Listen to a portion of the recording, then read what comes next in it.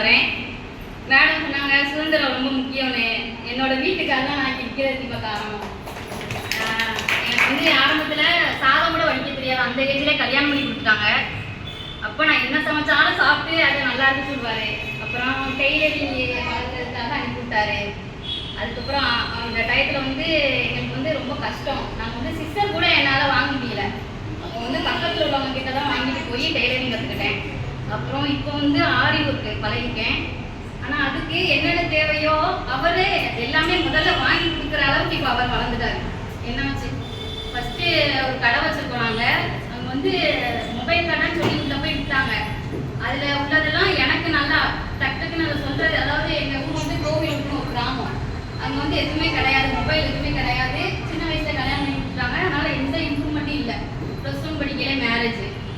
அதனால என்னோட டேலண்ட்டை தெரிஞ்சு அவர் நீ இவ்வளோ தூரம் இது பண்ணுற ஜெராக்ஸ் கடை எல்லாமே வச்சுருக்கோமா. அப்போ அந்த ஜெராக்ஸில் உள்ள விஷயம் அது ஒரு மிஷின் ரிப்பேர் ஆகிடுச்சுன்னா நானே அதை நோட் பண்ணி செல்லில் அடித்து உடனே பார்த்து எல்லாத்தையும் கிளியர் பண்ணிடுவேன். உடனே அவர் உன்னோட டேலண்ட்டுக்கு நீ இப்படி இருக்கக்கூடாது அப்படின்னு சொல்லி டைலரிங் பழகினாரு. ஆரி ஒர்க் பழகினேன். இப்போ இந்த பியூட்டிஷன் கிளாஸ் வர வேண்டாம் அப்படின்னு தோணுச்சு. ஏன்னா இது வந்து டெய்லரிங்னா தீபாவளியில் எப்படி இருக்குன்னு தெரியும்.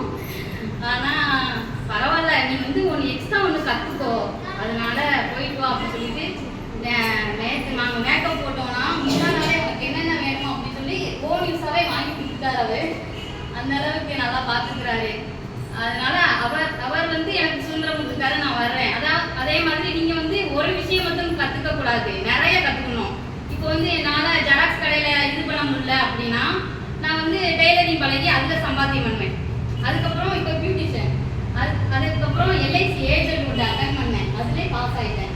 அப்புறம் யூனியன் பேங்கில் சிசி எல்லாத்தையுமே ஒரு இது பண்ணிட்டு இருக்காரு. இப்போ வந்து அம்மா வீட்டுக்கு போகணுன்னா கூட அவர் பைக்கில் தான் கூட்டிகிட்டு போகிறார். ஆனால்